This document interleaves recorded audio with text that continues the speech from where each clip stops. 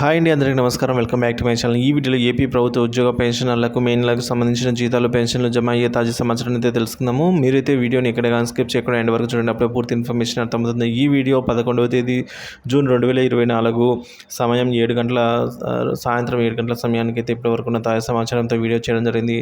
So వీడియోని అయితే పూర్తిగా చూడండి. ఇక విషయానికి వచ్చినట్లయితే ఏపీ ఉద్యోగ పెన్షనర్లకు సంబంధించిన జీతాలు, పెన్షన్ బిల్లులు 1వ తేదీ నుంచే జమ కావడం జరిగింది.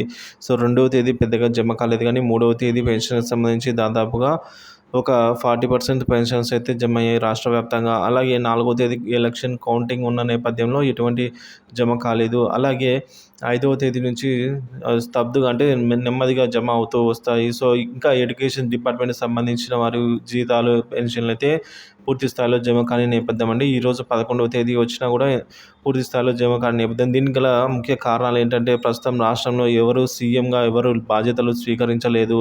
సో అదే ప్రధాన కారణంగా చెప్తున్నారు. అటు జగన్మోహన్ రెడ్డి గారు రాజీనామా చేసేసిన వేళ ఇంకా ఇంతవరకు చంద్రబాబు గారు అయితే పదవిని స్వీకరించలేదు. సో ఆయన పదవిని స్వీకరించి అయినా ఉంటే త్వరగా జమ అయ్యేవి. కానీ ఈ పరిస్థితి నెక్స్ట్ నెల నుంచి ఉండబోదని అయితే అధికారికంగా చెప్తూ ఉన్నారు. సో అదేవిధంగా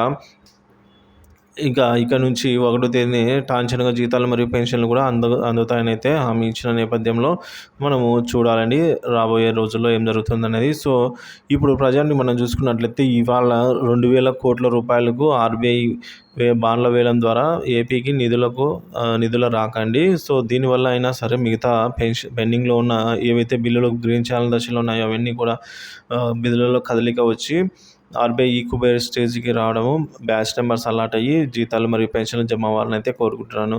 సో కాబట్టి త్వరితగతిన ఇవన్నీ కూడా ఇవాళ రేపట్లో పూర్తి స్థాయిలో జమ కావాలని అయితే అయ్యేదానికి అవకాశాలు ఎక్కువగా ఉన్నాయండి. ఎందుకంటే ఈరోజు మరొక 2,000 కోట్ల రూపాయలకు ఆర్బీఐ ఇంటెన్ పెట్టింది కాబట్టి రాష్ట్ర ప్రభుత్వానికి అయితే 2,000 కోట్ల నిధులు అయితే సమకూర్చుకోవడం జరిగింది. సో వీడియో నచ్చినట్లయితే లైక్ చేయండి. Thank you for watching this video. Please like, share, subscribe my channel.